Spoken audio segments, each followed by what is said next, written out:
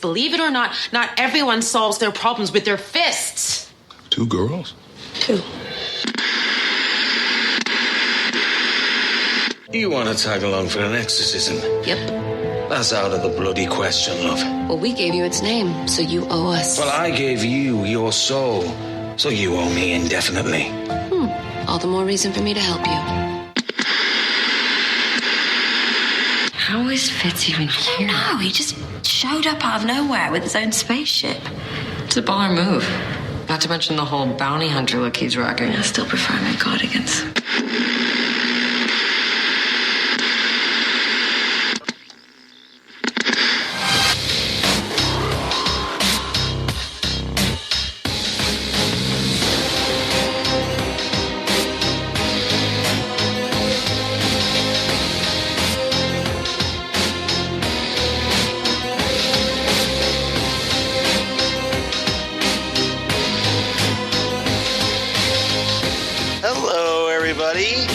Welcome back. Remember us? I'm Charles Skaggs, and welcome back to the Phantom Zone podcast, y'all. Yay! And even better, guess who's back? Back again. Me. Karen's back. Hi. Tell a friend. I'm back. And we're back. We're back. The Phantom Zone podcast. Let me see if we remember how to do this. It's been a month. Yes, we know. Yeah. Well, we're at episode 136 because we keep track, which is good. Yeah. So we still haven't. Unlike comics companies, we don't remember. That's right. So for the week ending May 5th, 2018. So yeah, before you get on our case, and rightly so. We know it's been a month, so thanks for coming back, everybody. That's right. But unfortunately, we had some things we need to deal with, especially on Karen's end. Real life. Real life, yeah, the IRL. That's right. And real life comes first for everyone, you know what I mean? It does. So Karen, I definitely miss talking to you. Oh, same here. And I'm glad you're back. Thank you. I am too. So I always love doing this. Right. So I miss talking to you all the time. I know everybody that I know that knows you has been thinking about you. Aww. And so we're glad you're back. Thank you. So we missed you. All right. Okay. So you need to stop that now. All right. All right. Yeah. So what are we going to talk about? We're going to talk about The Flash, episode 20 of the 4th season, and Legion, the 5th episode of the 2nd season, Krypton, which is ramping up nicely, the 7th episode of the 1st season, and Gotham, the 20th episode of the 4th season, and that's a biggie. That is Crazy Town. Yeah, so definitely looking forward to talking about those with you. As we try to get back in our rhythm once again. So let's just dive right in. Let's do. All right. So The Flash, 420, Therefore She Is. And written by Sterling Gates and Thomas Pound. So it's going to be probably one of the better episodes. And yeah, this is a pretty good one, in my opinion. Directed by Rob J. Greenlee.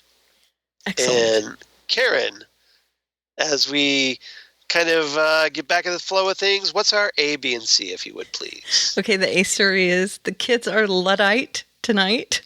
Yeah. Don't breach where you eat. Yes.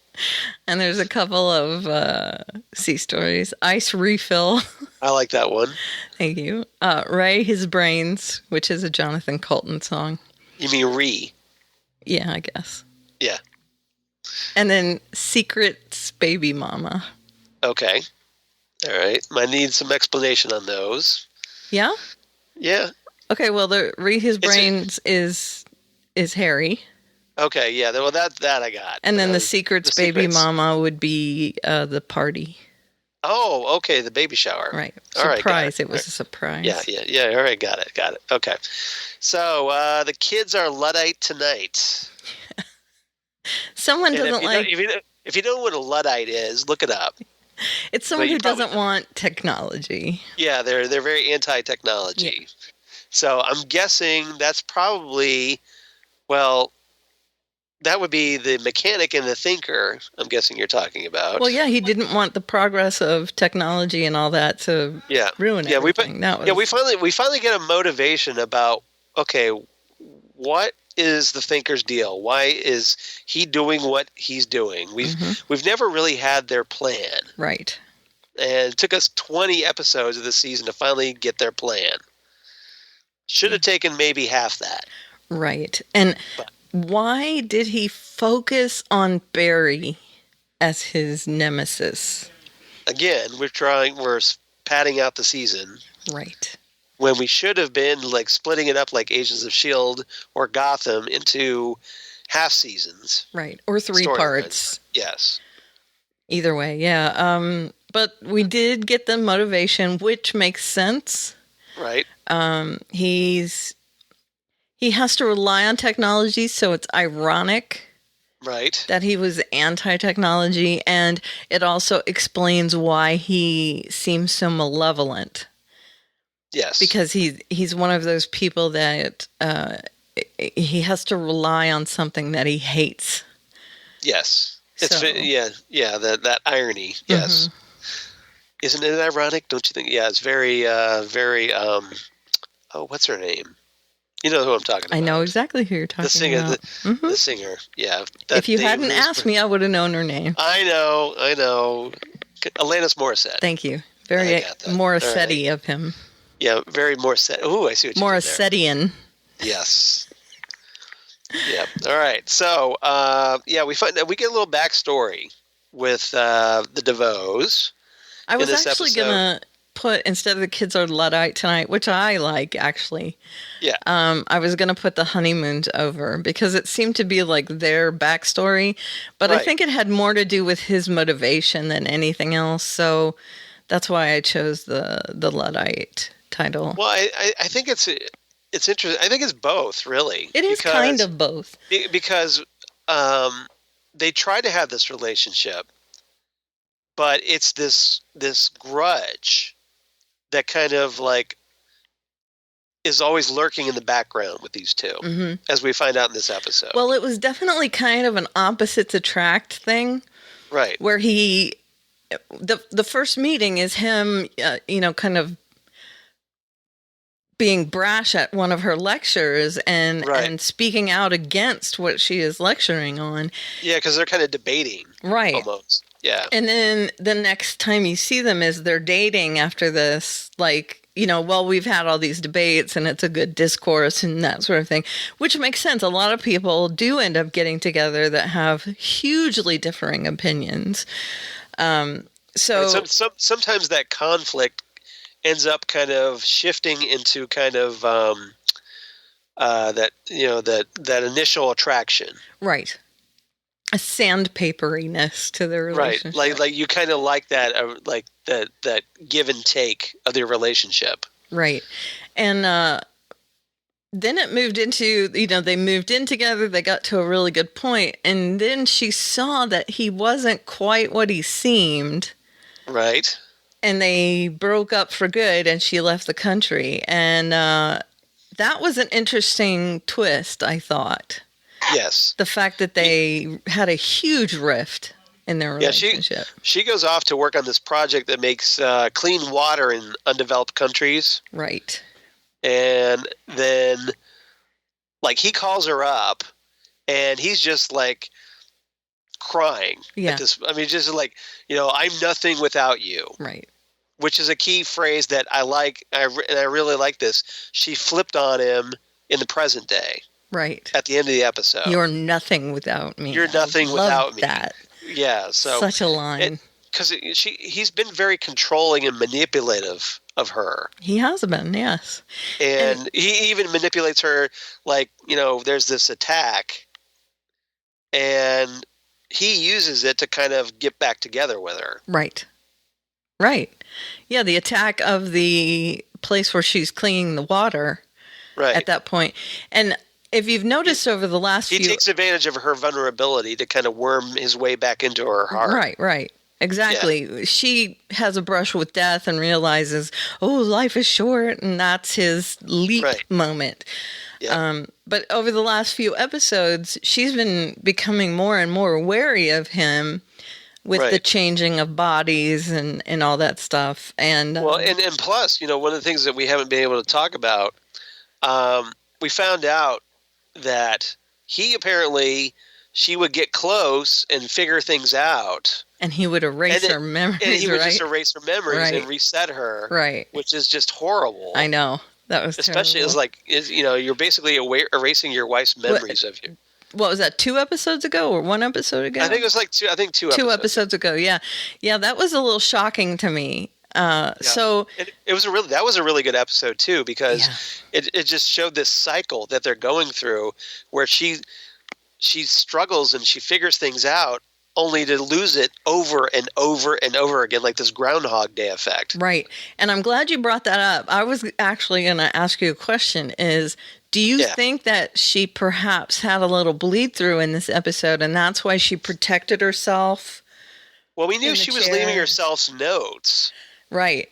So the question is, maybe he didn't find all the notes. Maybe. I'm hoping. Because she seemed to be ready for it. Ready for him to do something to her. Yeah. She had a shield around the chair and she was prepared this time. Right. And luckily she managed to evade whatever attack, I'm doing air quotes, whatever attack he was going to pull on her at the end of the episode when she decided, hey, I don't want you to, this is against everything we've worked towards. We want to enlighten everyone. And really what their whole thing is he wants to make everyone dumb. Yeah. So that, I guess, so he can be smart. Is that? Yeah. Okay. Yeah. So, and that's what he's been doing in his relationship, right? Is he's been continuing to make her dumb over and over. Right. Well, so that he can dominate her. Right. He can control her. Right. So it's just basically this form of control that he needs or feels he needs to have. Right. And so now he's going to just use it on the world so he can take over the world. Right. And he wants to do that on a permanent basis to everyone instead of just a temporary basis to his wife. And at first, when I saw that they were putting together all these clues, I thought maybe he was going to take away everybody's powers. Right. But that is not the case. No. Apparently it's a little more sinister than that. Yeah, a lot more sinister, to be honest. Taking away someone's powers, I mean, that's that would be bad, like really bad, like evil bad. But taking away their intelligence, that's just a whole nother, like that is a mind F, big time. I mean, literal and figurative. And you're almost kind of rooting for her at the end of this. When she takes his chair I love it. And basically blocks him from leaving that pocket dimension. Yep. I loved it.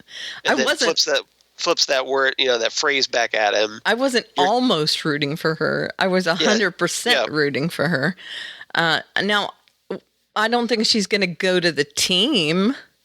Right. But this was essentially Marlise's Me Too moment. Yes, pretty much. Yes. But this is going to weaken him. So, where do we go from here is going to be the question. Well, he does have all these superpowers. Right. So he still has an advantage, and I'm sure he'll figure something out. Of course, but now he has someone who has all the inner workings of everything who's not on his side anymore. Right. And he doesn't have control over her.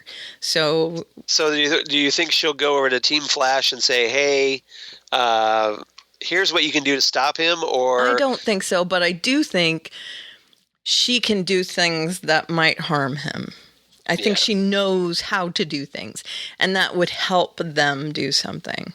Now, I'm not. Maybe she'll stand off the sidelines, and then at a crucial moment she'll communicate with them. Yes, she'll do something to help out. Yeah, I don't think she's going to be completely out of the loop with them, but I don't think she's going to go and offer a hand. You know what I mean? I might be wrong. I don't know anything, but we'll find out. Yeah. We have 3 episodes left. I just can't see her walking over to Team Flash and going, "Hey, he betrayed me." Yeah, exactly. I just can't. So, but the second Go story, the B story, is that what we're moving to? Yeah, that's my one. Hated this story. It could have been better. The Cisco story. It is just So, basically, this is Cisco and Gypsy, and now we had a previous episode again when we were off, where Breacher, who's played by Danny Trejo, who's amazing. He's always Machete. Yeah, Machete. Machete. He's great. I mean, I love him in the role, and right. So basically, he's decided to retire. Sure, and I didn't have any problem with that storyline at all. But why do we have to insert CW angst into this storyline? Because it's CW, and it's also the Belanti-verse, right? Which is a double whammy, right? Because some other shows don't quite do that, like Black Lightning. I know. Just saying. It's a Berlanti show, though. It is a Berlanti show, but it's not as Berlanti-verse. It's not as Arrowverse. Let's put it that Arrowverse, way. Yeah. So,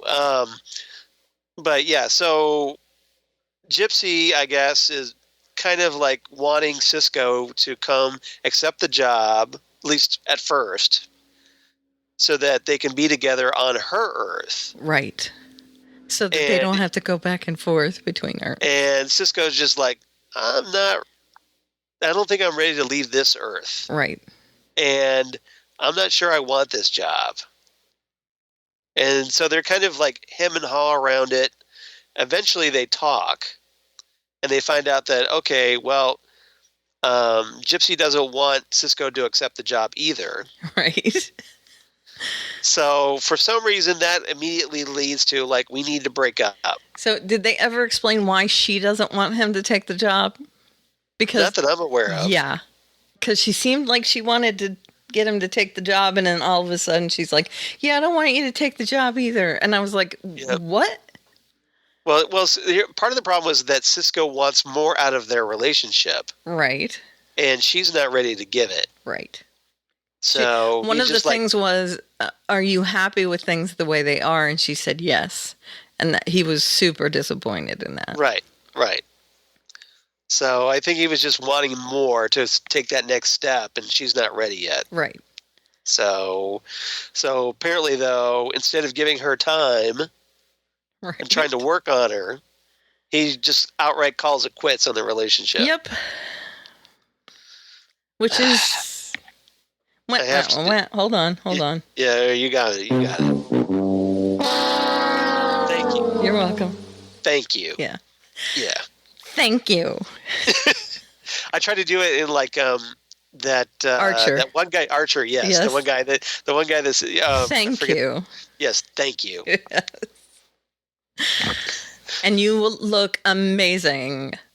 What's the guy? What's the butler's name? I can't remember now. Woodhouse. And Woodhouse, you keep those clothes. I don't care what he does. Thank you. Right? Yes, that guy. I can't remember their names. I kind of need that as a soundbite. I need to do that. Thank you. Thank you, that guy. Okay. The thank you guy. Yeah, I know who that is too. Well, it's the one. It's not the guy that's from Reno 911. It's not Tom Lennon? No, it's the other guy. It's the other guy? Okay. The other guy that does the thank you. Okay. So Tom Lennon is one of them. Yeah, it's not Tom Lennon. Okay. But anyway. It's the other guy. What is this bizarre segue that's happening? Yeah, shut up, you. I was hoping you would stay on vacation. Nope. No such luck. All right, so ice refill. Yeah, that's, of course, Caitlin wanting to get back because she doesn't have her alter ego. Yeah, apparently that she's decided that she and Killer Frost, they have now figured out their relationship. So she has a relationship with her alternate personality. Yes, it's very weird. Yeah. And there was an issue and she couldn't get her back, and she was trying to get the Thinker to scare her into coming back, and so she was using Captain Cold's gun. And Well, for a while there, it was startling her was working because Cisco and Harry would do that to her. right. They bring up her ex-boyfriend or something, Right. and that would Terrible. startle her, and that Yeah. would bring Caitlin out. But apparently that stopped. Yeah. And so now Caitlin's all consumed with getting Killer Frost back. Mm-hmm. So Well, didn't something happen to her? Didn't the Thinker do something to her to separate? I thought maybe blocked her, something like that. I thought the yeah. last episode he did something to her. But Yeah, but as we find out from Tuesday's episode, which we haven't talked about yet because that's in the future, yeah. that apparently there's more going on there. Right. That Caitlin has some issues she wants to work out. Right. But we'll So- talk about that another time. Yes, another time. And All right. his brains? Yes. So that is obviously Harry. That's right. Who And revealed to everyone this episode that he fried his brain. Yeah, he was basically, I'm an idiot. I used that thinking cap and I fried my brain. Yes. And now I'm losing my intelligence. And I really wanted something to come out of that whole scene where he put the cap on and fried himself. Yeah. But the only thing that came out of it is that he fried his brain. Yeah. Why couldn't something else come out of it? Like some of his consciousness was put into the base, or, just something. Well, it could. I mean, there may be more to this. I guess. Maybe there'll be some resonant, or remnant of him left in there that they could just reinstall Sure. to get his intelligence back. Who knows? It's just, I want there to be something. Because I'm guessing, my guess is what's going to happen is there's going to be some feedback from the Thinker And that's it's going gonna to recharge shock his it back synapses. into- okay. Yes. Yeah. They're going to jumpstart it like a car battery. Okay. Because it is like dark matter or whatever, right? Whatever it is. Yeah. Whatever. That's my guess. I wanted that to be more too. So there's that. And then there was the whole Camille's baby shower thing at the Right. end. Yes. And I'm getting so tired of that delivery girl showing up and them not Mystery giving girl? us anything else Well, to go on. It's the tease. Well, we know who it probably is. Yeah, of course. But still, it's annoying, isn't it? Well, they're that we teasing- haven't gotten more. Well, from what I understand, and I've been doing some reading about this, they're probably going to reveal it at the season finale, 3 episodes from now, Right. from this, Still irritating. and it's going to bleed into next season. Of course it is. I mean, they wouldn't introduce her this season Right, and then just not have her Right. anymore. But I'm just, it's almost so irritating for me because she just keeps showing up and saying a couple things and then she goes and hides. And I'm like, can you just drop some other hint? Well, they did. They did because she speeds off, so we got confirmation that she's a speedster, Okay. which we hadn't seen before now. Yeah, all right. But if you didn't know that, you're an idiot. I agree. I agree. You should have saw that. You should have seen that coming. Right. Yes. That was coming down Main Street for me. Right, I mean, right. Now, I have a theory, though. okay. Okay, I don't know if it's true or not, but I'm throwing it out there for speculation purposes. What if Mystery Girl isn't Barry and Iris's relative? Okay. You think she might be Camille's? Cecile and Joe's. Or Yes. Cecile's, sorry. Yeah, I think it maybe because we know that Cecile is pregnant. Right. And she has dark matter in her Right. or whatever. Yeah. So what if? I thought she might be as well after seeing this I episode. think it would be a better twist. I think it would be too. And they've surprised us before. Right. So I just want to throw that possibility out there that it could be Joe and Cecile's. I agree. Okay. I agree. right. And she would also know everyone the same. Exactly. So And she made it like, well, why would she show up at Cecile's baby shower? right. Right. Mm-hmm. That's my big thing is like, Right. if she was Iris's daughter, great.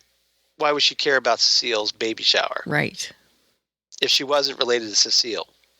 I agree. Okay. So we'll see. All right. We'll find out. Agreed. All right. Let's see what else. And I'm good. That's it. Anything else? That's everything, really. Yeah. Okay.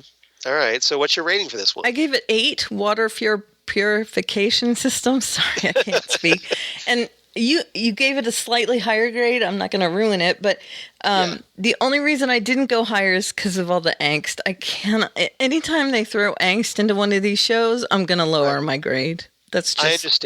I understand. That's how it goes for me. It's manufactured drama. Yep. Just using. And then the next episode of The Flash does it as well, with Caitlin keeping secrets for no reason.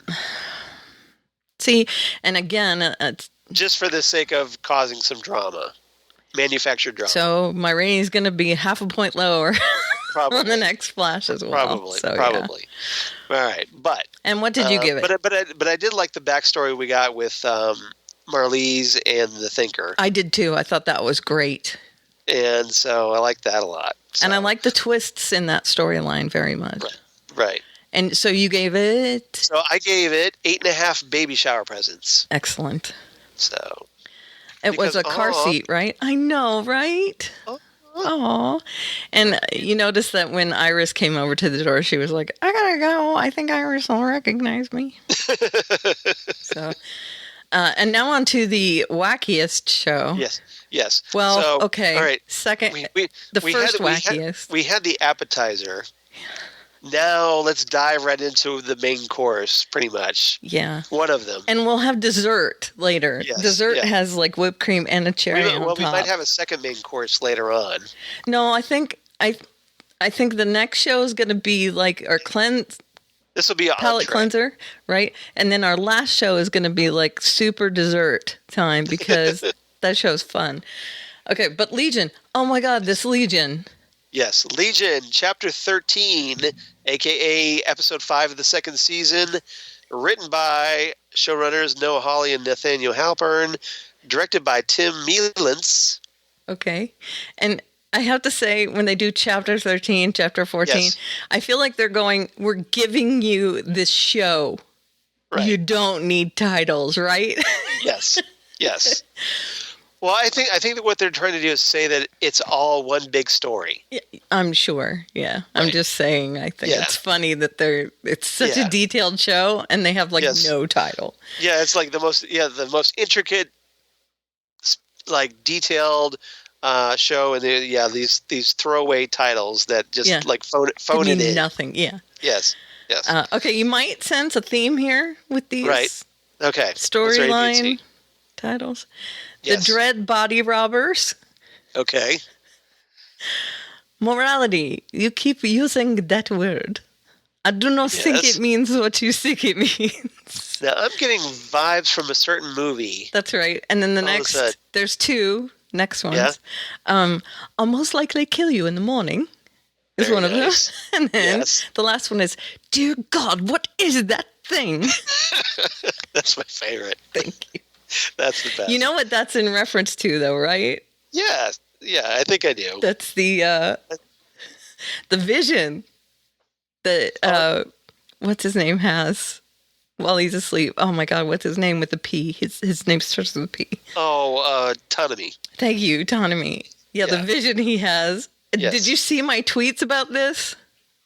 No, I didn't. Okay. Yeah, so the little creepy crawly buggy thing. There was also, I want to get this out of the way. There's also a scene where Farouk is walking into Amy's house and he's behind a slatted curtain. And it looks like when Tanami's view goes through the basket slats. It's very similar to that basket slat. Yes. Yeah. Well, I think that was deliberate because, with the guy with the basket head, right? I forget his name. We haven't seen him for a while. I don't know since the first episode of the season. Xiaojing, it's something. I forget what it was, but that guy. Yeah. So I'm sure that has some connection. And I tweeted it, and then I was like, I looked over at my Twitter feed by accident, and I had that picture of the friggin' bird there, and I was like, because that is creepy AF. Well, that bug has been kind of crawling around all season. Oh yeah, that's the bug from the first episode. Yeah. You know, this the leaving bird. this slime trail on the floor. Yeah, it's the chick that hatched out of the egg, but it's the black gooey chick. Yeah. Right. Yeah, I was like, I saw that people were like, could that be the same bird? And I was like, of course it's the same bird. I mean, it's the same bird, period, because we saw it go in his ear and he's having a vision. So, I mean, that's just how it is. Okay, so for those who, maybe two of you that don't get all these movie references. Oh, she's referring to The Princess Bride. The Princess Bride, yes. It's Admiral Fukuyama. That's it. Is in the basket. Sorry, I had to look it up. Yeah, these are all lines and stuff from The Princess Bride. The Dread Body Robbers, the Dread Pirate Roberts. Right. Morality, you keep using that word that I don't. Yeah, like inconceivable. Right. I'll most likely kill you in the morning is, of course, a direct line from the movie. Right. And then, dear God, what is that thing is also a direct line from the movie. Yes. So, drop your sword. Clang. And then he sits down. Yep. I love that. Yeah. Plop. Every scene in that movie is gold. I know. When I used the Dread Body Robbers, which I thought was kind of clever. Right. Yeah, it is very clever. The next thing I saw was him saying morality, and they were talking about morality in the car, and I was like, morality? I could do, you keep using that word. And then I was like, okay, now I got to do for the C story, I got to do Princess Bride references. So I had to pick out two. And of course, you had the first two, you had to do the rest. Right. And those two actually do fit. So, of course, I'll most likely kill you in the morning is Oliver plotting to kill Amal. Yes. So, yeah, we'll talk about that. Yeah. Definitely. So the Dread Body Robbers is, we have... The Shadow King is trying to get his body. Right. Now, this is more of what is happening back at 13. Division 3? Division 3, thank you. Morality is more of what's happening out there, out with Amal. Okay, so you're talking more. So you're talking more about Lenny, right? But we can mix it up. It doesn't matter. Yeah. So Lenny, after being this remnant inside, that's kind of hanging out with the Shadow King, right? With Oliver, right? Right. Well, and we saw, that Lenny was with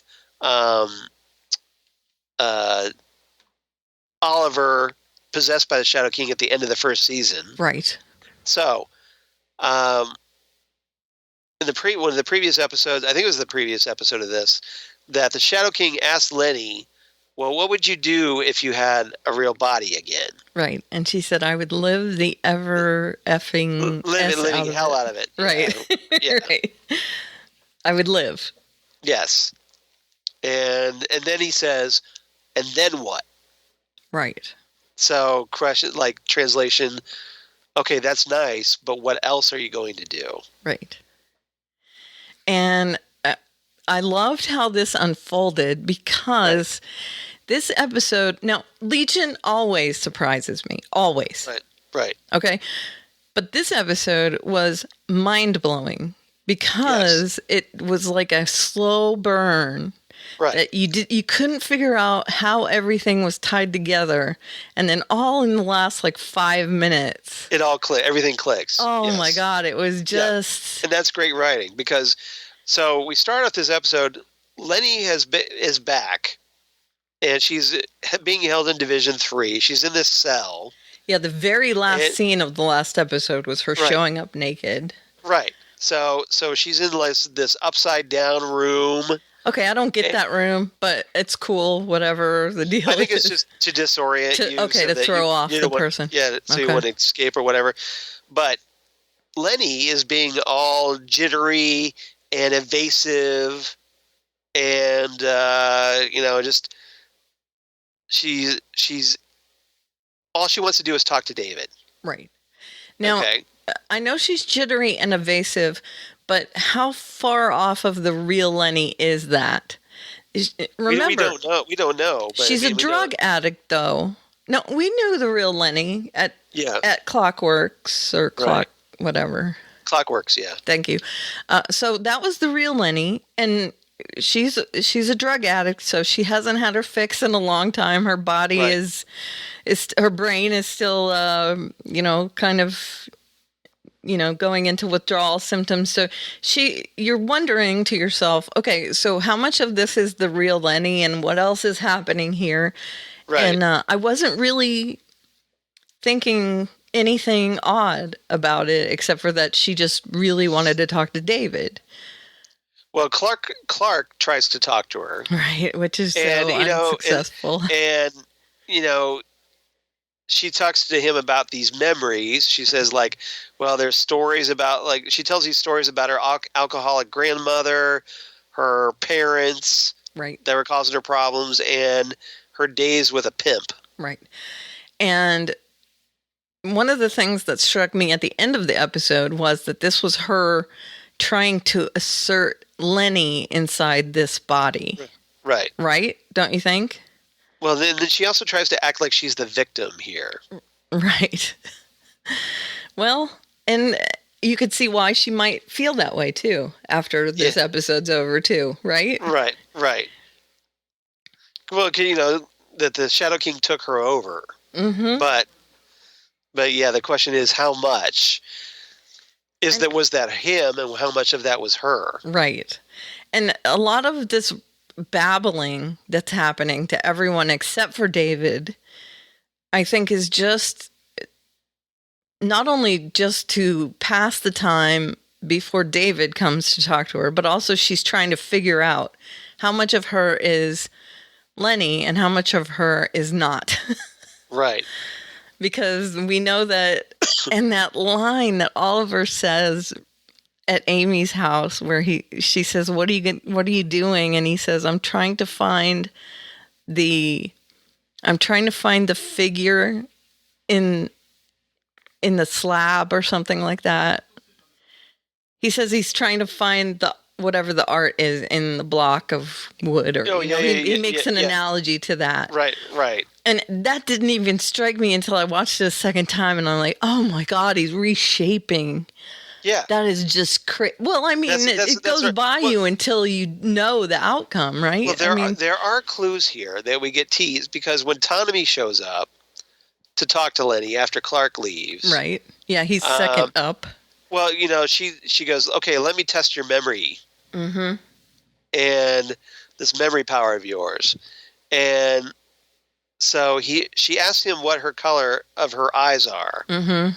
And he says brown. Right. And then the next thing we see is that he's wrong, because her eyes are blue. Right. And because Lenny's eyes are not blue. Then he kind of remembers, is like, your eyes were brown in your old body. Right. And that's So when he has that weird vision, yes. and if we remember correctly, that was when that chick went into the egg and all that was like deception, right? Yes. Wasn't that the whole thing, when, deception is ruining this and that, the bird gets taken over by the other bird? And I mean, they've been building this whole thing with the one bird taking over the other bird. I mean, well, how crazy is that? We might as well get into this, because ultimately all this leads to this big revelation. Yeah.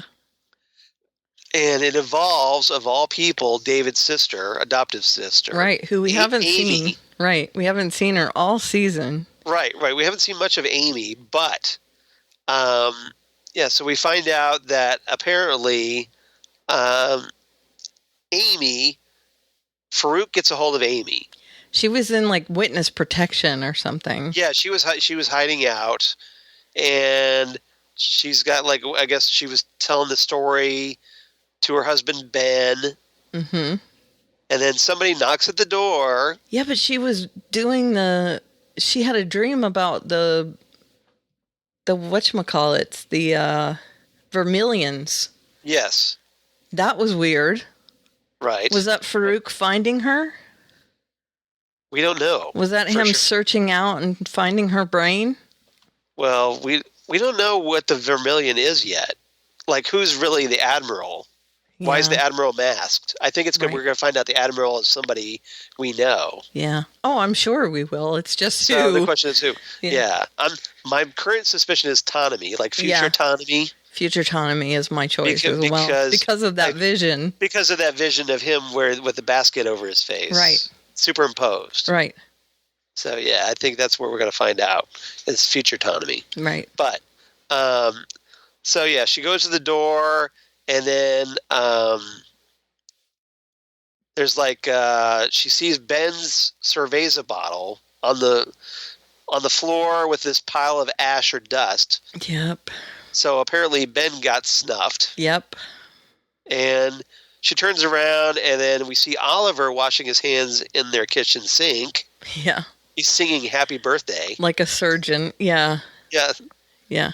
Well, okay. And the thing is, when he sings Happy Birthday, it pairs up with a scene back, like in present day.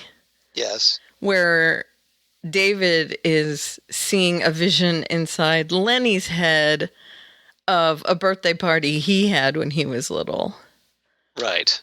Do you remember when they were flashing? There's a parallel there. Yeah, they were flashing back and forth. And it's almost like Oliver was predicting everything that was going to happen in the future while he was doing all this stuff, or putting it into Amy's head so that these would be the memories that would shock David.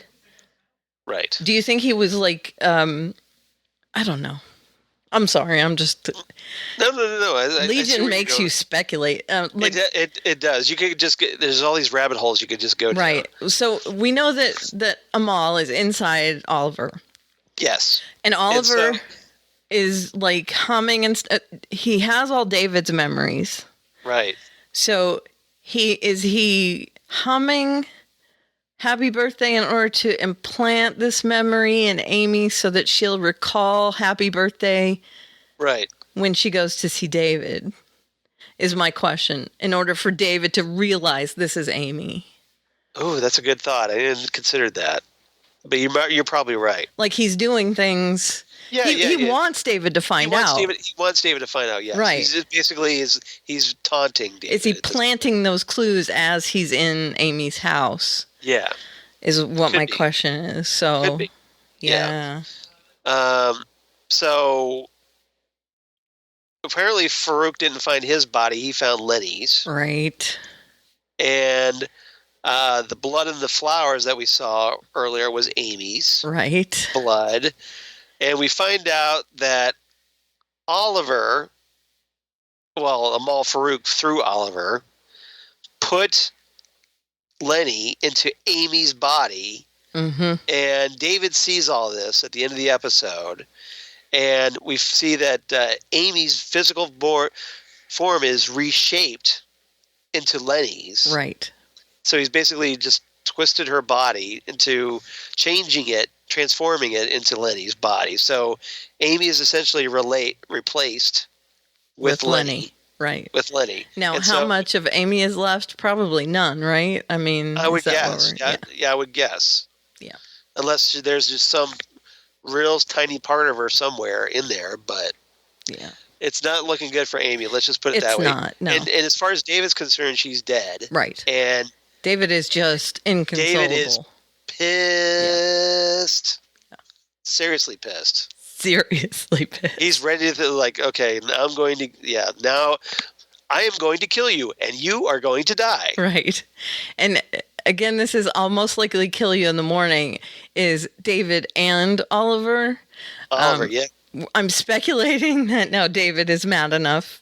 Definitely. Right. But Oliver actually says. Yeah.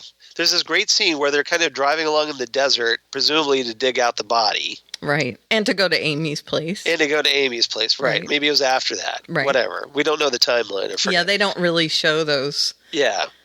If we went chronologically, it's probably going to Amy's place from where they were. Probably, yeah. Okay, and so we have Oliver driving this convertible. Farouk is in the passenger seat. And sometimes he was in the back seat, which I thought was weird too, because it depended on what they were talking about. I'm sure it meant something, but or they're just trying to make the scene more interesting visually. Could be. Yeah, but could be. Mm-hmm. Could be that. I said it like that, didn't I? Yes, you did. Mm-hmm. That's all right. So they're having this conversation, and Oliver is kind of allowed to be himself. Yeah. In this conversation. So very matter-of-factly, Oliver kind of like is driving along, la la la, and it says, "Oh, and by the way, I'm going to kill you." Right.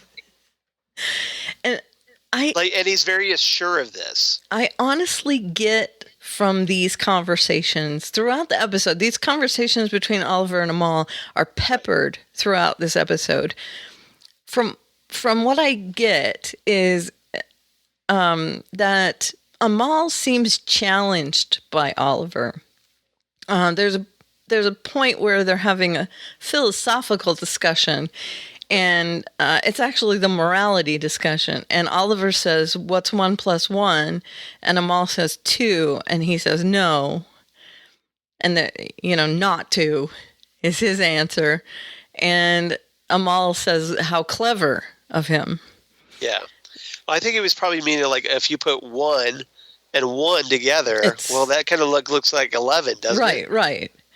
But it's not just that, but I'm sure it's a lot of different things. Like, Oliver and Amal together are like thousands of people. Right. That's one iteration of it. And it's all just your perspective and how you're viewing things. Right. So, I mean, when Amal looks at him and like things dawn on him and he's like, "You're very clever," I think that he has these discussions with Oliver as Oliver because he finds Oliver very challenging and like almost an equal to him. Well, I think he finds him like the conversation stimulating. Yeah, very much so. Like he sees him more as a peer. Right. Instead of where like he would never have a discussion like this with someone like Lenny.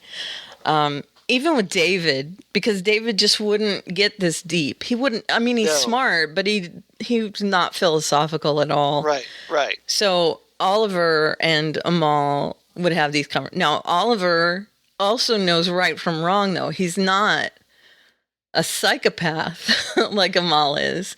So I think this statement where he says, "I'm going to kill you later," is him saying, I know right from wrong, and you don't. Right. So once this all gets worked out. Well, one of the things I found interesting is that Oliver, in season 1, we know was very scatterbrained. Mm-hmm. Like he would be, like, because of all his, this sensory deprivation and whatnot, and his powers or whatnot, he would go off, he'd start talking about one thing and then kind of shift to something else.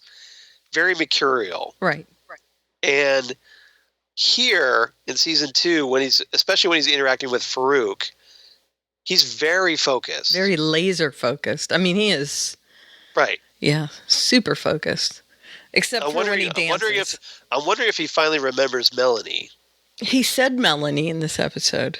He did, yeah. But I wonder if that was did he understand it, who she was? Right. What that word meant to him. I think he's understanding himself again, though. Yeah. I don't think he got back to himself last season. Right. No. And maybe this experience will get him back. We'll find out. Yeah. Or he'll die, but we'll find out. Yeah. Well, remember, David is... I hope not. David is still on the hunt for Farouk's body in order to reunite, and that would pave the way for Oliver to remain alive if they could transplant Farouk. Yeah, if they could get Farouk out of him. Yeah, back into his own body, and then kill that body. Right. Yes, right. Which I'm sure is the plan. Right. So we'll see. Let's hope. But yeah, so David very pissed. Very pissed. Very, very pissed. Anything else about this episode? That bird. Oh yeah. Forgot to talk about that. Dear God, what is that thing? Well, I mean, we talked about it already. That Tanami, we saw that bird crawl into Tanami's ear again. Yeah. And I thought it was more of a bug. It's a bird that's drenched in oil or whatever. It's a bird. Yeah, It was a chick. Black ooze. Yeah. It was a chicken, a baby chicken out of the egg. Okay. And it crawled into his ear a few episodes ago, but we got that flash again of that happening. And when he flashes after talking to Lenny, he sees like some weirdness, and then he sees Fukuyama, and he zooms in to Fukuyama's face, and it's that weird demon bird, but it's a grown-up demon bird. So is it future Tanami? That's what I'm thinking. That's why I'm thinking future Tanami is the Admiral. Because that thing is in his head. Right. And we'll see if I'm right about that. Yeah. Now, is the Vermilion, is one of those Vermilions going to be reshaped Lenny?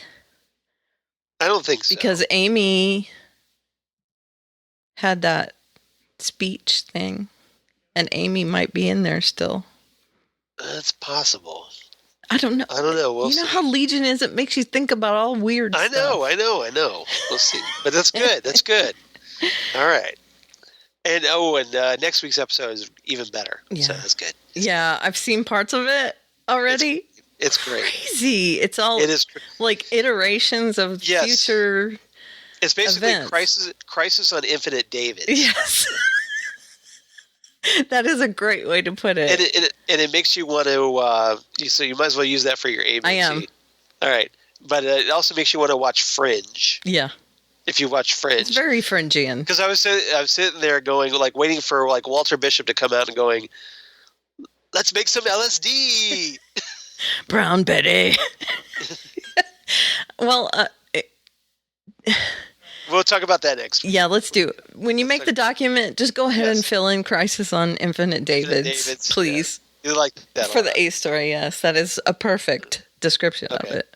All right. Thank you. Yeah, so that's pretty much it for that. I mean, there's way more with that episode, but really, we could spend hours discussing this episode. Yes, that definitely. And what I would say is, if you're at all interested and you're not watching Legion, if you're interested in what we're talking about, go watch it, because the show is just so good. It took a couple episodes to kind of figure out where this. I think it didn't quite click right off the bat. For you. It did for me, but it took a couple episodes, but now it's clicking again. Yeah. So and now there's all this intricate web of story. I'm sorry, still my very favorite scene is that dance contest thing. It's hilarious. Well, there's another great scene in next week's episode. I'm not going to spoil it. Yeah. But I just will say, slave to love. Oh. Yeah, well, we had brush up on your Brian Ferry, kids. We had some Tom Petty in this one, so yeah, we did. Don't come around here no more. But it wasn't Tom Petty. No, I know it was a Tom Petty cover song. Yeah. All right.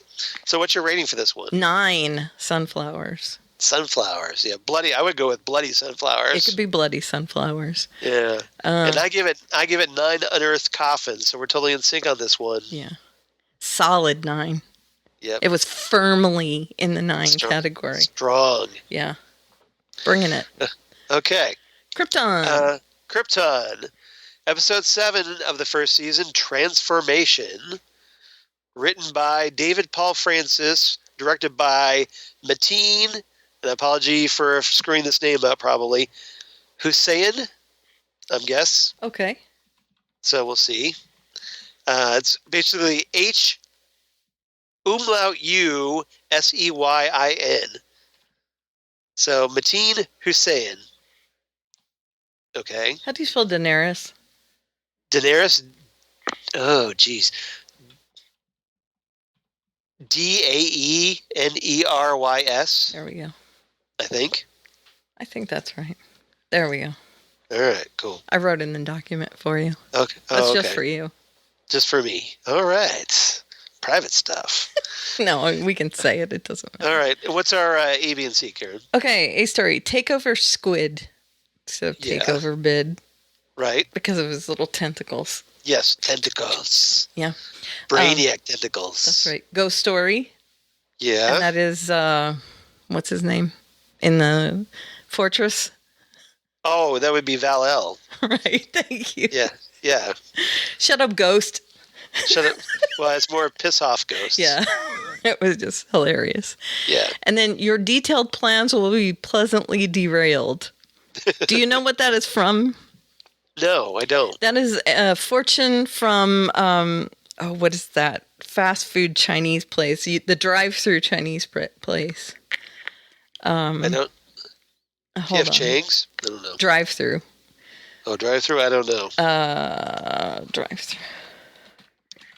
That's all right. Don't worry about it. It's a fortune cookie. So. Yeah, it was on a fortune Panda Express. It was on a Panda Express fortune. Your detailed plans will be pleasantly derailed. And then once it came out, a lot of people started getting that fortune, and it's just like the worst fortune ever. You know, that's funny. So it's kind of a meme. So okay, I got it. All right. And I liked that for the, hey, we're going to shoot. See, I don't eat Chinese, so that's just why I wouldn't know that. I've never eaten at a Panda Express ever. That's why I couldn't think of their name. Okay. But I knew of the meme, so. Right. So in our month off with Krypton, things have been kind of ramping up. Yes, it's gotten better. We got a big revelation that Walter from Arrow is actually General freaking Zod. Right. Kneel before Zod. Right. I love him in that role. And, because of the time, which makes perfect sense if you remember if you know your Superman history, he is Lyta Zod's son. Right. So, hey, Mom. Hey, Grandma. Right. And so we've got that going on. Oh, and hey, Doomsday's in play. Yeah. Because he's kind of like, there's this vault that they get into in the previous episode, and Doomsday's just kind of chilling out, waiting to be used. General Zod wants to unleash him. Right. Which, Zod and Doomsday, that's not a good plan. Because evil. Because, right. Yeah, exactly. Because bad guy. Right. And, this little thing called Brainiac has taken over the voice of Rao. Right. Now, it wasn't the voice of Rao, but he took over the voice of Rao. So the people that were predicting that it was Brainiac were kind of right. Kind of right, yeah. Because essentially, there was a voice of Rao. Right. And Brainiac just essentially took him over like he took over other people. Right. So it's not really Brainiac. It's just like a extension of Brainiac's control. Right. But now it's Brainiac. Like essentially now the voice of Rao is the voice of Brainiac. There you go. You like that? Until the last scene of this episode. Yeah. And now we actually saw Brainiac at the end of episode 3. Mm-hmm. And I'm guessing we'll see more of him. I'm guessing we will. I think the voice of Rao is actually played by the same actor. I think so too. Just without the makeup. Right. Or different makeup, really, because he's got this kind of like black lines around his face and the black contact. Right. And we didn't have to worry too much about it when the mask was on, but right. But now, yeah. Yeah. So I'm guessing, yeah. I think it's the same actor. Which may have been Blake Ritson. Which may have been where people were getting right because it sounded like him. Right. Yeah, and because it was, but yeah. But he was just taken over by. Yeah, but now they give Brainiac this kind of distorted computer voice effect to his voice. I like. All right, so let's go take over Squid, which of course is still the voice of Rao / Brainiac. Now, I was reading Den of Geek, and they said. And of course, I'm paraphrasing. This is not a direct quote or anything, but they said, I didn't think I could be more terrified by Brainiac than I was in the first scene where the tentacles came out in the cold open and were, and he was just being hyperbolic, but Right. And then he said, and then at the end of the episode, Yes. when he walks into the flame and then rises up into a fiery ball. Yep. Brainiac on fire. Right. He Brainiac said flambe. he said that this episode began and ended on a bang, both, with Yeah. Brainiac taking over the troops and then Well, that's the thing is like they go through this whole episode. They're kind of come up with this plan that they're going to assassinate the voice of Rao or expose him. their detailed plans will be pleasantly There's this big kind of like public ceremony right. and celebration kind of thing, and they're going to use this to basically out the voice of Rao as being under alien influence. Mm-hmm. Because he's out in public, and they're going to do this in public. Well, guess what? Doesn't work. Doesn't work. Right. So just when they're about ready to like fire their weapons and expose him, the voice of Rao steps into this like pyre, a little bonfire-y looking little thing. Yeah. bonfire thing, yeah, and essentially becomes this fiery manifestation of Rao or something, and he's like lifted up into the air, and everybody's just like, whoa. Oh, God. Yeah. Like all Keanu Reeves. Yeah. Whoa. And he says what they want to hear, obviously. Right. There's not going to So be a he's- caste system anymore. Yeah. And he's just like, yeah, like, we're going to make Krypton great again. We're going to make the casts. We're going to do away with those. Our And tax system is going to benefit everybody. Yeah.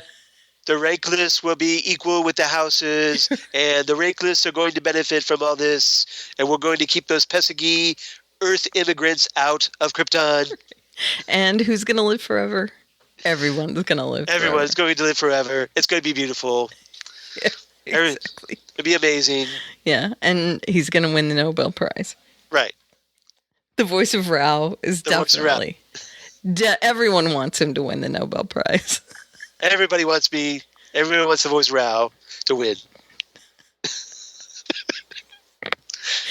We're sub Did you miss podcasting me? right now. Yeah, Did you miss me? I did. That was amazing. You know how you subtweet by not actually naming the person that you're shaming on Twitter? We're sub podcasting right now because we're not. I think I need naming. to set up a Twitter account as the voice of Rao. You should, and then put that person's face Yes, that you just yes. imitated Yes. in the fire. Maybe. Put the Cheetos face there in the fire. At real voice of Rao. Yes. You think I need to do that? Yes, you have to do that. Make Krypton great again. Make Krypton great again. The voice of Rao definitely deserves the Nobel Prize. Definitely. It's beautiful. There's no Kryptonian collusion. All this talk from Black Zero and Segel is fake news. Candor will disarm immediately. We really need to do that. Yeah, I need to stop. Cause You guys- I can get down this road. If Charles does this, you need to follow it. It's so hard. You need to just follow it hard. The real voice of Rao, is that what you're going to do? Real voice of Rao? At real voice of Rao. Yes, do it. You don't do that. I'm so in.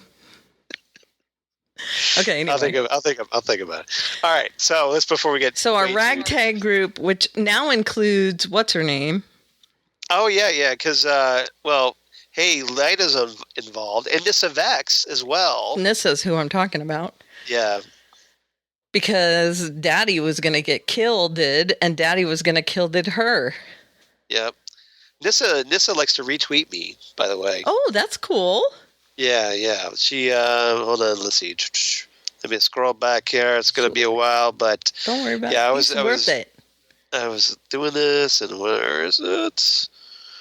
Oh yeah, I did this tweet where I said that just another reminder that Nyssa Vex is playing eighth dimensional chess while her father is playing checkers. Yes. And she retweeted that to everybody. Excellent. So I got a bunch of likes and off of that. It's very true. Daddy is not smart. Yes. And so Nyssa kind of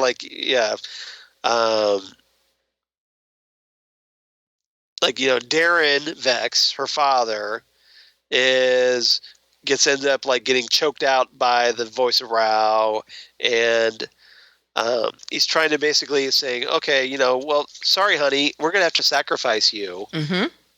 And Nyssa's just like, oh, really? I don't think so. I don't think so. Definitely a step ahead of him because she had a hologram ready. Yes. Which I dug. Right. And then she sneaks up behind him and says, that is not happening. Yeah, so basically, she left a hologram behind, like lying around the couch. Yeah. And then while he's distracted, she sneaks up behind him with a knife and holds a knife to his throat. Mm-hmm. So which great. Is a ballsy move. Yeah, pretty much. And so I guess this sways her to our guy's side. Right. Well, she's kind of attracted to Skaggs, I think. I think so. But I think there's this they're setting up this love triangle. I know. They've been doing this. It seems like Seg is attracted to Lyda. Nyssa is attracted to Seg. And Lyda and Nyssa love each other. That would be the way to go, but it would be actually, wouldn't it? Maybe in my fan fiction, but some slash fiction. My slash fix, yes. Yeah. Check it out. Real voice around. Nyssa and Lyda. No collusion. No collusion. Maybe a little collusion. I only paid Nyssa $130,000. Yeah, there's no truth through that $130,000 payment that I made to Nyssa Vex. You have to make that. That was all Darren Vex. He is not my lawyer. Yeah, he's not. Yes, he does not represent me, even though he represents me. All right, I gotta stop. All right. Instead, I've hired Darkseid to be my lawyer.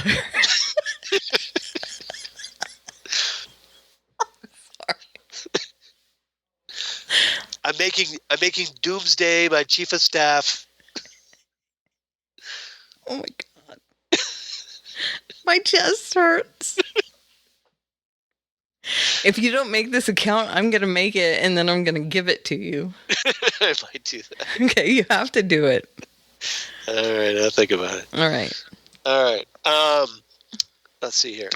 Sorry, I got something. Okay, so this band of merry travelers. Yes. The Zods, the Nyssa and Skaggs and all of our good guys, quote unquote. Adam Strange, yes.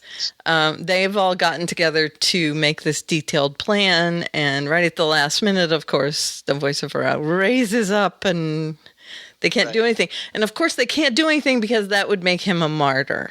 Yes. So, here we go. Right. And then there's this whole other story with Adam Strange. Yeah.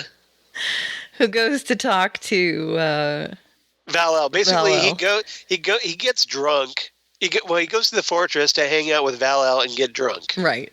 That's his plan. Mm-hmm. Because he's feeling kind of sorry about himself. Val-El gives him a really pretty decent pep talk, right? He does. It was a good pep talk. But Adam Strange is all like, I don't have any powers, and only heroes get nicknames. Right. Sad sack. Yeah. Nobody likes me. Nobody likes me. Like I don't have any power rings. Yeah. But then Val-El is just like, dude. You're here. You know everything. You can help. He gives him all this great advice. And then At the last minute. A hero isn't powers or whatever. It's, what you do and blah, It's blah, what blah. you do in the moment. And yeah, he gives him all this really epic advice. And then at the last minute, Adam erases the whole conversation. Yep. And then walks out and he tells him to shut up. Yeah. And Val-El's like, "Hi, Mr. Strange. What would you like to discuss today?" And he goes, "Shut up, Ghost." Which, Yep. Well, no. The reason he did that was that he told Val-El that I need to kill General Zod and prevent Seg from saving Kandor. right.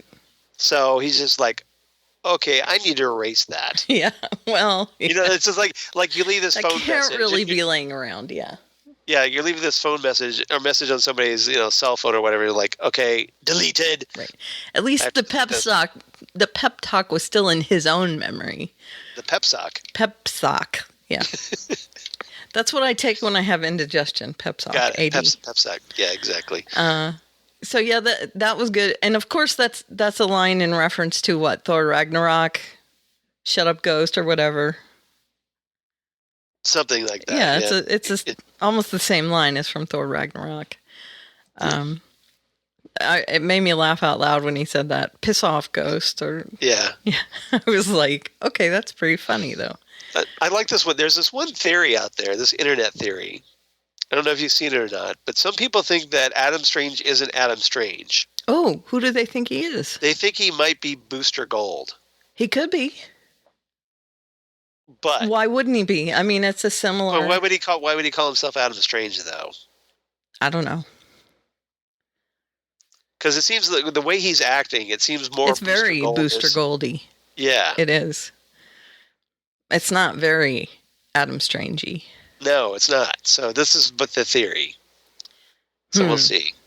That is it's interesting. Is an interesting theory. Mm-hmm.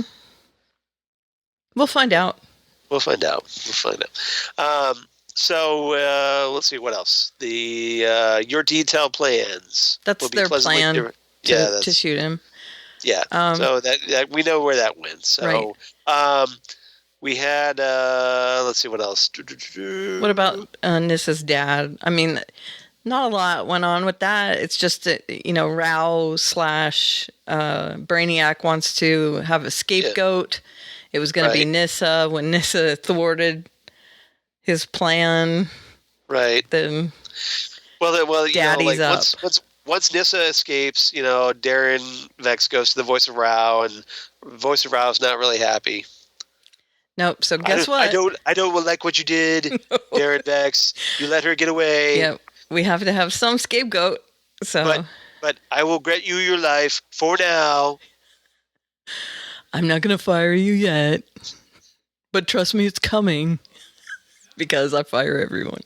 It'll be coming in a tweet that you'll be fired.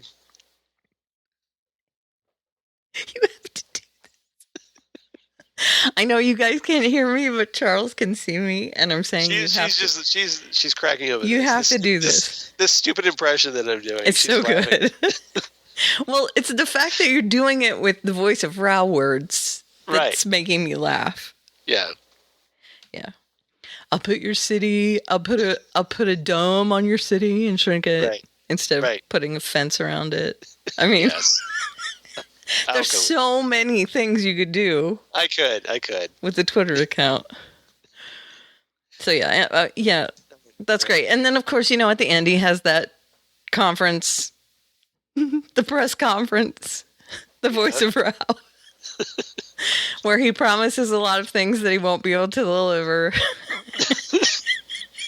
All right. We gotta focus. No, I'm serious. I'm talking about the show where he has a press conference and he promises a lot of things that he can't deliver. I mean, that is essentially what happens, but in doing that, and he promises their eternal life and that there's no caste system anymore, and he is... And then I can make the rankless immortal. Right. Yeah. And they're going to have serious problems dethroning that, because if you kill them, you make a martyr. It takes a crowbar. Essentially, it's now become this big cult. Right. And, because that's where, you have this fine line between religion and the cult. Mm-hmm. And Brainiac is being very smart here. He's using that to sway public opinion to make it easier for him to accomplish his plans. Exactly. I was actually being serious that it was. I don't know why Brainiac just would come in and just like totally take over, but maybe it's going to happen. We got 3 episodes to go, so he's playing with his food. That could be. Yeah. Maybe it just entertains him, or he's interested. He's fascinated by it. Sure. We'll see what happens. All right. Anything else about this episode? Not really. All right. So fiery. All right. So what's your rating here? I give it away? 8 missing sisters, because apparently Nyssa has sisters that we only found out about in this episode.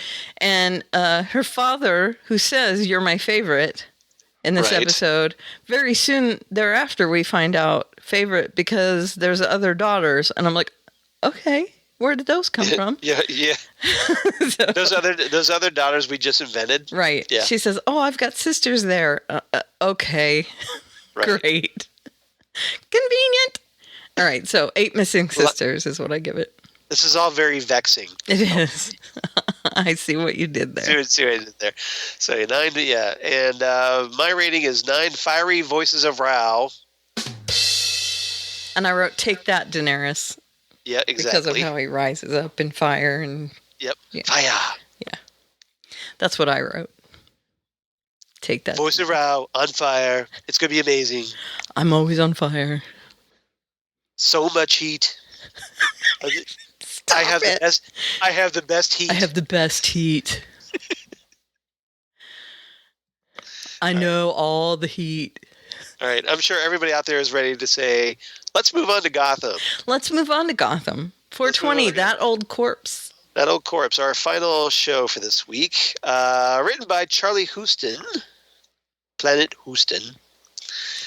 Directed by Houston. Louis Shaw Malito. Yes. And what's our ABC, Karen? A story, Face Off. Face Which Off. is very unoriginal, but I mean it in many different ways. Right. There are many ways it is taken in this episode. Many ways. All he needs is a paperclip and a pickle jar. Is it MacGyver? Well, it's someone else who was calling out all the things he needed, and that Right. would be Ed Nigma. This is true. And Ed is very resourceful in this episode. He is very.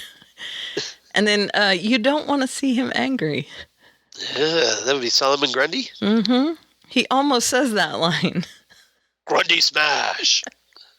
He says, "Are you trying to make me angry? Are you trying to make me angry?" And then I thought in my head, "You don't want to see me angry." Right. You don't want to make me angry. Right. Yes. Mr. McGee, don't make me angry. Yeah, but honestly, You wouldn't like me when I'm angry. the only storyline here is Jerome versus Yes. We might as well just head right Jeremiah. into that because Right. this is the big, for everybody, 4 seasons, they've been teasing the Joker on and off. And we got introduced here a couple weeks ago to Jerome's brother, Jeremiah. right. And as soon as Jeremiah comes on the screen, everybody who's been paying attention probably went, they're going to kill off Jerome and Right. make this guy the Joker. Right. And guess what? They do. did. Although it's a brilliant move, I think, because Jeremiah is so much more the Joker than Jerome was, I think. There's that calculating bit, the genuine evil, Yes. which Well, I think this is- Jerome was missing. Jeremiah so far is starting off as this. He's not cackling or laughing like the Joker, Right. but he's obviously very intelligent, and he's just like very cold and calculating. Mm-hmm. This cruelness, Right. and so we'll see where that goes. And he If, got that from his brother. right. So his brother basically, while we've been off, he left like this Jack in the Box Right. for his brother, Right. which of course turns out to be has gas in it, Right. and apparently it was specially prepared for his brother. So what does it do? It turns his skin all pale, Yep. And so this is how they're going to get around, like, okay, we're not going to get the traditional Killing Joke origin, sorry. Right. But that's fine. And we're going to get this. So essentially it's the evil twin brother. Right. An evil twin. He needs a goatee. Yes. But yeah. What I loved was the twistiness in this. Now, you know Jerome's dead. Because in the last episode, he killed himself. He became a legend by killing himself. And we actually see Jerome's body. Right. Which is just kind of left by this gravestone in this episode. Yeah, his followers dig him up because... They dig him up, but they just leave him there. And we're talking about an episode that I'm assuming most of you have seen, if you're interested at all. The Echo is now in this, like, Harlequin-y mask. Yes. But it's like a wooden mask, which is creep-tastic. Yeah, it's like a porcelain mask. Yeah, but it like covers the back of her head, and I mean it's just weird. Yeah. So she shows up at the gravesite and she plays this recorded message, and I'm assuming it's Jeremiah doing an impression. Yes. Of his brother, saying to dig him up, and so they dig him up, and of course he's dead. I mean, he's dead. Yeah, well, they just like, okay, we don't need that corpse, that old corpse. Right. So they're just like, we leave it. They left it by the gravestone. Yeah. And they because all his followers were just like, okay, we're going to bring Jerome back from the dead. Right. Well, they weren't given instructions past that. It was just, hey, dig me up. And Echo, is running off and doing all this bidding and setting all this stuff up. And I knew when it started that was Echo, right? I mean, yes, it was pretty obvious. There was a question there of whether she had switched sides because she fought against Jeremiah down in the bunker. Right. So we know that she might not be working for Jeremiah, but is she on her own, or, what's the deal? Is she on Jeremiah's side? Is she not? I didn't know where that was headed, but now they're definitely setting that up that she's going to be Harley, right? I mean, well, that's what they want to imply. Right. They don't come out and say this. She's called Harley Quinn. She's just, I think they're just kind of teasing it. Right. Well, we don't know her real name. I honestly think the creators are trolling us, really, with her. They're just like, okay, we're not going to give you the real Harley Quinn. We're just going to give you. I don't know. They might not have the rights to Harley Quinn because because of Suicide Squad. They might not. But they're using the Joker, so that's true. This is true. You're right. But there is going to be a Harley Quinn movie. Yes. So I don't know, but. Yeah. But basically, they have her in this red Harlequin costume, not Harley Quinn, right? Harlequin, right? And they have this mask, and we find out that she's Echo, and then Echo's a blonde, so yeah. So and she's petite and definitely devoted to Jeremiah. But she doesn't act like Harley at all. No. But she is devoted to Jeremiah. So there is an out. And she's been working with him forever. And, it could definitely head that way. I could see it happening.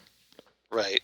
And we don't know her real name, obviously. I mean, Echo is not her real name. So I don't know where they're going with that. But I love how they set this up where you don't know where this is coming from. Is this really Jerome's? Has Jerome set this up to happen after he dies? Because I didn't know. I honestly didn't know that Jeremiah had set this whole thing up. Did you?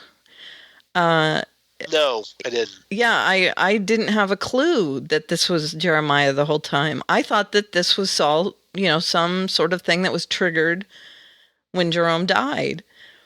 And to see this, he calls Bruce up and he's calling James up and sending them places. And Jeremiah had this whole thing where he and Bruce were working together on this engine, this energy device. Yeah. And it's supposed to, provide all this free, clean energy to the city.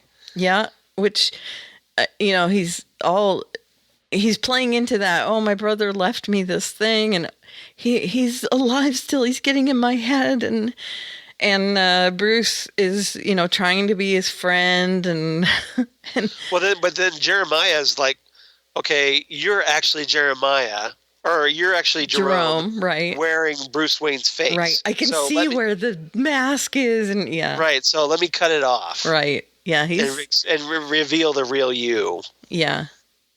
But of course, before all that stuff happens, like before Jeremiah pretends to go into this fake, meltdown, he reveals all his plans, and he says, "Hey, this energy thing you and I have been building, it's just as good as a bomb." Right. And let me. And as we find at the end of the episode, he's got a whole crap ton more of them. Yeah. And I like how he set up this whole thing where he's been checking like his watch and stuff, and you hear the beeps go off, and he knows exactly when to say, "Oh, look over there," and boom, that's when everything goes off in his bunker. One bomb goes off, and they think he's like tells everybody, Bruce and everybody, there's Captain Gordon. Captain Gordon just died. Yeah, exactly. And again, the writers are drawing things back from previous episodes, and we see that Gordon saw a couple episodes ago that button opens up the hallway to the little maze underground. So he grabs the schematics off the desk and he presses the button, and off he goes. So presumably Gordon's okay. Sure. He's fine. Sure he's fine. But, I love that they set that up where he knows where everything is. And that it's not a loophole. It's something we saw a couple episodes ago. They've set it up nicely. Right. It was just a little throwaway, that he happened to be down there when it was going down. And I mean, it was a very well written episode in that everything was twisty and turny, but it all made sense, where we see Jeremiah looking at his watch in order to time everything, and we realize at the end of the episode why he's been looking at it. Right. We didn't put together that it was Jeremiah the whole time until the very end, like he said, when he pulls everything out. It was wonderful. I really liked it. And then we have the big moment where Jeremiah has Bruce, and Jeremiah's got all of Jerome's followers. Yeah, at the gravesite. Yeah, at the gravesite, and then so he tells everybody Jerome is dead. Yeah, he pushes Jerome back into the grave. Yeah, he throws it, and then Jeremiah wipes this blood off of his face. Yeah, and reveals. And this is a direct homage to Jack Nicholson in the 1989 Batman movie by Tim Burton. Yep. Where he's like rubbing the makeup off to expose the clown white skin underneath. Yep. It's perfect. I loved it. That gave me chills. Yeah, and then he says, "Jerome is dead. Yeah. Long live me." Yeah, I know. It was great. And of course, at the same time, when he's pulling that makeup off, we see that in the video of Jerome, quote unquote, taunting the police and all that, it's actually Jeremiah who's pulling off this makeup to make him look like Jerome. Right. And he's also saying in these videos, "Hey, look, I set up this, and this, and, there's a bomb here, and there's, So I love that as well, that, we've got everything going on all at the same time because Jeremiah has it set up that way. And it makes him look incredibly brilliant through the whole thing. I'm sorry, I'm talking way too much, but... No, that's okay. It's just that it turns this generator into these dangerous weapons. And so basically he's used this technology that he developed for good. Mm-hmm. And now he's using that same technology for evil. And it looks like it's enough to probably separate Gotham from the rest of the world. Right. You think? You think it might lead into some form of no man's land, perhaps. Right. Because that's my thought. That's the title of the season finale, right. No Man's Land. Yeah. It looks like plenty.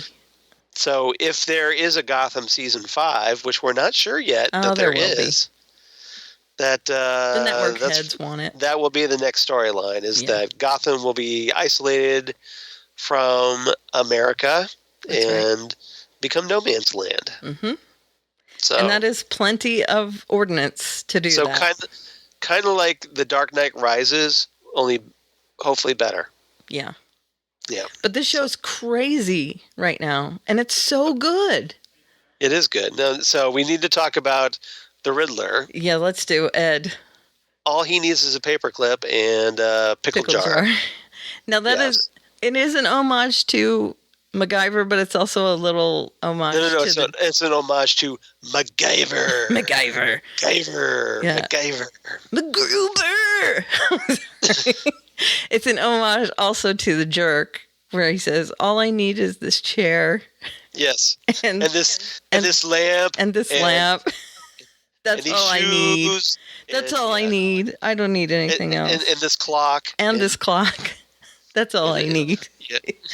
Yeah, he starts grabbing stuff, whatever's nearby. Yep, he's walking down the street and he's still doing it. It's such a great scene. Yeah. So it's kind of a cross between those two. But it reminded me of that when he was just pulling all these weird things. What does he need a pickle jar for? Just random things. Well, yes. Who knows? We'll find out. Yeah. So yeah, we have the Riddler, essentially, trying to remember why he's there. He's saving Lee. That's right. He wants to go rescue Lee because Lee's trapped at the station that has been overrun by Jerome's followers. Correct. And so, he dons a clown costume. A pretty decent way to get in if Jerome's followers are taking things over. So basically, he gets inside. And there's this great moment at the beginning, before he goes in, he and Butch go to this prisoner van. Yeah. Oh, and so good. They snatch this, they basically ask the prisoners how they escaped. And then it's the Riddler. Come to save us. Well, first this is the Riddler shows up, and the Riddler is come to save us, and then he just grabs somebody else and then leaves. He slams the door the first time. Yes, that's right. And then he comes back and he says, how'd you get out? Right. Well, and also the Penguin and Butch show up. Right. And do the same thing. Right. Oh, it's the Penguin who's here to save us. Right.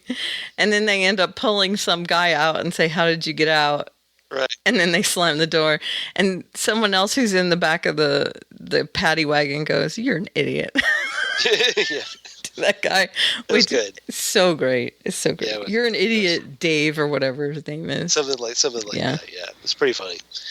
Let's see what else. It was a nice gag. Yeah, so he gets the clown suit and he goes in, and Lee attacks him because she's ready. Right. To take. And we need to talk about Lee for a minute. Okay, so she's in there. What is going on with her? So exactly. So she's in this police station. Mm-hmm. She's been kind of in custody. Right. And it gets overrun. And she's taunted. Right. James and Harvey, right, and all of them, and said, I'm not going to bow to your wishes. Yeah, and then she gets bonked in the head. Right. And goes down. Right.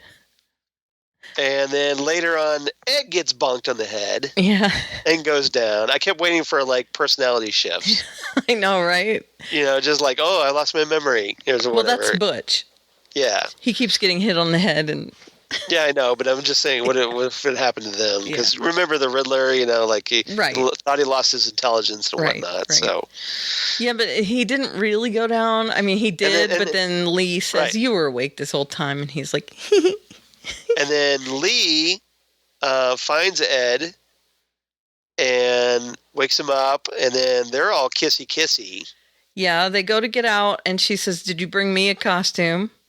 And he says no, and he brings out a gas mask, and he says, they're going to be here any minute to save the station. So, right. And of course they're going to throw tear gas in. How else are they going to? He knows from working there what they're going to do. Exactly. So he has the gas masks for them, and that's how they get out, which is perfect.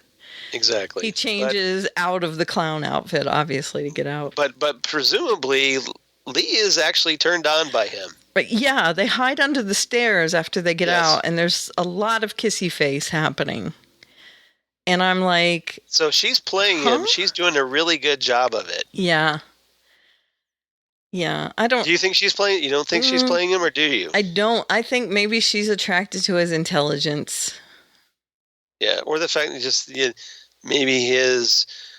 Whatever happened to her, it's now like... It's warped her a bit. It's warped her, yeah. Enough that... That no. now she would find someone like Ed appealing. Sure.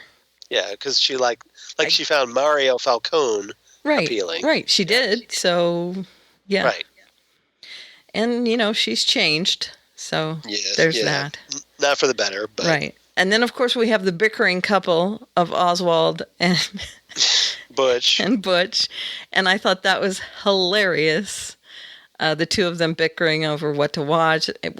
You promised me that you were going to find me a cure. And all we've been Butch doing... is pissed that the penguin keeps, stringing him along. Right. But they got that guy out of the back of the paddy wagon.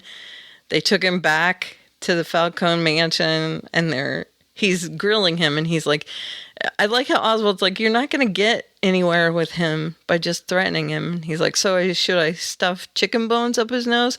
Yeah, go for it. Yeah, go ahead. Yeah. So they have a little bonding. They have a little bonding moment there. I miss Zaz, but this is funny too. Zaz, the guy who plays Zaz, is now on a show called I Watch It. Barry. Oh. And Barry is amazing. Oh yeah, with the Bill Hader. Such a great show. Yeah. And he plays like a Russian hitman, Zaz. Right. Zaz is so great on that show. I love the actor who plays him. Yes. Yeah. All right, so let's see what else. You don't want to see him angry. That's we kind of Butch talked about Butch. Yeah, that's kind of that's pretty much that whole scene. Yeah. And they're trying to find out where Strange is and what they can do, but really they're just kind of stuck right now. Right. So we're kind of left. Jeremiah shows up at Wayne Industries with Echo.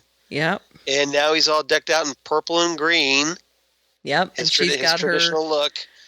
She's got her Harlequin outfit on. So yeah, and they kill the guards, and then they go into this big room, and there's all these generator bombs ready for them. That's right. So that's where we're left off. To be continued. All right. So what's your rating? Yes. Yeah. Okay. So what was your rating? My grade 9. Yes.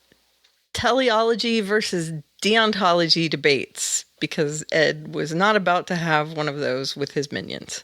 Now, I looked those up, but do you want to go ahead? I'd have no idea what they are. I didn't look them up. Oh, you didn't? No. What are they? Okay, I'm trying to remember. What's teleology? Oh, jeez. Hold on. I can't remember. I did look them up, though. But teleology is reason or explanation for something in function or its end, purpose, or goal. That's right. And deontology is moral philosophy, deontological ethics, or deontology is the normative ethical position that judges the morality of an action. I think what it was is that deontology is about duty. Okay. And teleology is about morality. Okay. So... But I love the line. That's the simplified version of that. I love the line. And he's like, I'm not about to have a debate about teleology versus deontology. And they're like, what? Exactly. It just made me laugh out loud, so I had to put it. So 9, I gave it a 9. All right. And you gave it? And I also gave it a 9. We're also in sync on this one. 9 Harlequin masks. So great. Yeah. That mask is freaky, though. Yeah, I don't think she's Harley Quinn, though. Okay. I think you're supposed to think she is. See, but it's not her. They did that with Joker, so she's like a prototype Harley Quinn, because Harley Quinn doesn't until the Joker's back in Arkham Asylum. But this is Gotham, right? So who knows? Could be anything. Could be anything. I'm not saying I guess I should say it's possible. I just don't think it's likely. Okay. So we'll see. Unless there's like no more Gotham, in which case, yep, I guess it's her. So Gotham's coming back. All right, we'll Knock see. wood. We'll see. And we don't right, have feedback this We week. don't have feedback, unfortunately, Justina. Now I did, if you're listening, Justina, I did get your feedback from like a month ago, but obviously we didn't record, so that didn't happen. So apologies for that, but I did get it. So otherwise, as we try to get back on track, I know we're a little off our game, but let's get you hear from you guys again now that we're back in business. That's right. Hopefully to stay. And how can you get in touch with us? Why? You can do that by tweeting us at FandomZoneCast. Yes. Or you can get in touch with us on Facebook, and it's facebook.com/FandomZonePodcast. Or you can email us at fandomzonecast@gmail.com. Or you can leave feedback for us on Apple Podcasts, iTunes. The iTunes. And give us a review there. That would be iTunes would be great. We'd love to hear from you because it helps people find us. So we would definitely appreciate that. That's right. All right. And as for you, Karen? You can reach me at Aliveria, ALEVERIA, or at AllieStuff, ALLIES_stuff. Yes. And in my bio is a link to my blog at which you can find all my other links. And you are? I am at Charles Skaggs on the Twitter machine, at Charles Skaggs on the Instagram, Google Plus for all you crazy kids of the Google Plus. You missed me saying that, didn't you? I did so much. You have no idea. Facebook, of course, at Charles Skaggs. And my blog geek things. Damn good coffee and hot. Damn good coffee and hot, where I talk about all the comic book shows that we could talk about here on the Phantom Zone podcast and more. That's right. And you review movies? Yes, and I review movies like my recent review of Avengers Infinity War. Which I am going to see this week. Okay, you haven't seen it yet? We have plans. I know what happens. We have plans to see it this week. It's amazing. Amazing.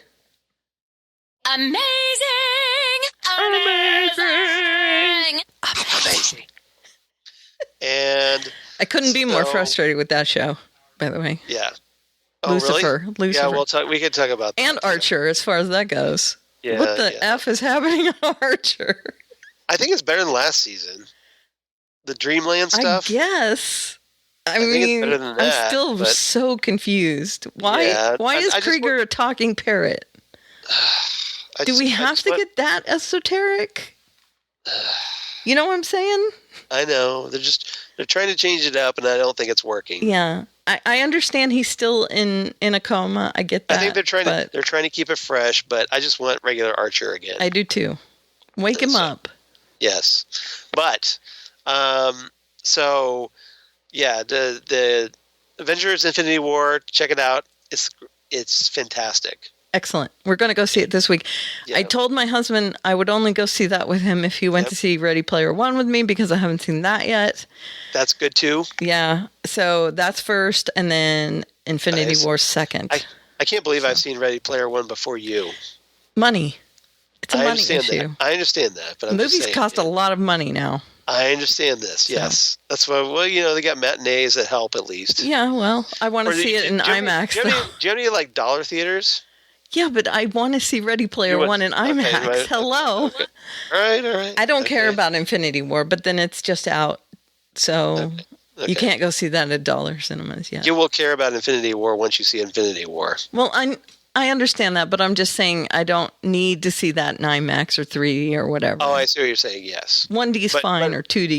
But Ready Player One, you do. I want to see it in IMAX. Okay, fair enough. I want that to be immersive. There was a really good sequence in that would be perfect for IMAX. Yeah. So, okay. So check me out there. Also on my other podcasts that I do for Southgate Media Group. Some of which are on hiatus. Titan Talk, the Titans podcast that I do with a friend of the show, Jesse Jackson, where we talk about all things Titans and from the comics, and also the upcoming DC Universe digital series that will be out later in 2018, so we hear. And been some casting news on that and all kinds of stuff. So check us out there. We definitely appreciate that. Mm-hmm. Ghostwood, the Twin Peaks podcast that I do with Zan Sprouse, wife of comic book artist Chris Sprouse, where we talk about all things Twin Peaks. And recently we discussed Blue Velvet. And we're going to be talking about an upcoming episode or an old episode of Psych. Oh, excellent. The Twin Peaks episode. The Twin Peaks episode, Dual Spires. Dual Spires, yeah. We're going to be reviewing that next. Excellent. It'll be actually tomorrow if everything works out. So look for that soon. You should let 33. me know. Yeah. I would come and do it with you. Yeah. You would? Yeah, what time are you doing it? Like after 6? We're going to set 7 o'clock tomorrow. Okay. If you don't mind. I mean, I would jump on that. Are you ready? Because I have all the Psych episodes, so. Okay, that would be a quick turnaround, but I could watch it tomorrow. Yeah. I've seen all the Psych episodes like 100 times, though. So. Okay. All right. Well, let me do some coordinate with Zan, and I'll let you know. You don't have to, but I would definitely be on if you wanted me to. Okay. If you want me to. If you don't, then it's okay. Okay. All right. I appreciate it. I can mention it to her and see what she thinks. Okay. Okay. So anyway, all right. Yes. All right. Goes with the Twin Peaks podcast and Next Up Everywhere. And also Next Up Everywhere, the Doctor Who podcast that I do with Jesse Jackson, who's on vacation for the month. Oh. So I need some co-hosts. I got to scrounge up some co-hosts for that. So there's me. Well, you've been so, you're trying to get back on super track. Busy. Yes. I know. That's why I don't want to hit you up with Ghostwood. I know. Well, Ghostwood's different. I could throw that together. Maybe I need to say no to you for you. Ghostwood's, the Psych thing's different. I've seen Psych 1,000 times. So okay. Right. That's a whole different animal. Doctor Who is different. Because we're going to talk some Torchwood. Okay. But Torchwood's not my thing. You're not your thing? Okay, that's cool then. No. All right. I need to round up some co-hosts, so we'll find out. Okay. Fill-in host. So, hopefully stay tuned for that. Otherwise, that's all my nonsense. So thanks for indulging me on that little rambling speech I just did. No problem. Everyone needs to tune in and listen to that Psych one.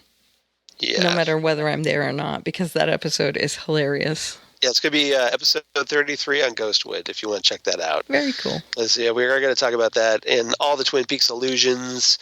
And there's so many references in that episode. It's frightening. Yeah, it's so great. It's pretty good. Plus, there's people from the episode. Yeah, exactly. There's actually Twin Peaks actors in different roles in that, so it's pretty good. And also Julie Cruz, who did the, sung a lot of music on Twin Peaks, sings the opening theme. Mm-hmm. So yeah. I know you know. You remember? You know exactly what we're talking about. Oh wow! Okay, I'm impressed. I told you. Okay. I guess you would be good at a quick turnaround. All right. So while you're waiting for that, everybody, come back next time. Hopefully, we're going to be just a few days, maybe Sunday. Maybe. I'd like to Sunday. Yes. Yeah. Okay. Let's aim try for that. We will aim for that, and hopefully it will happen as long as Karen's able to. And I'm knocking as long as her schedule works out. That's right. And because she's busy too, got to pay the bills. That's right. Diva clients. She has the skills to pay the bills. Well. So come on back. We're going to talk about 4 more shows. So start thinking about what you want to talk about, Karen, and then we'll see you next time on the Phantom Zone podcast. Bye, everyone. Bye, everyone.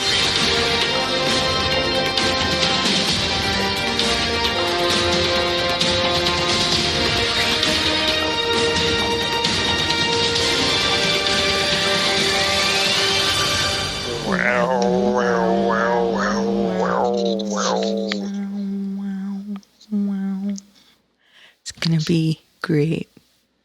Amazing! Make Krypton great again.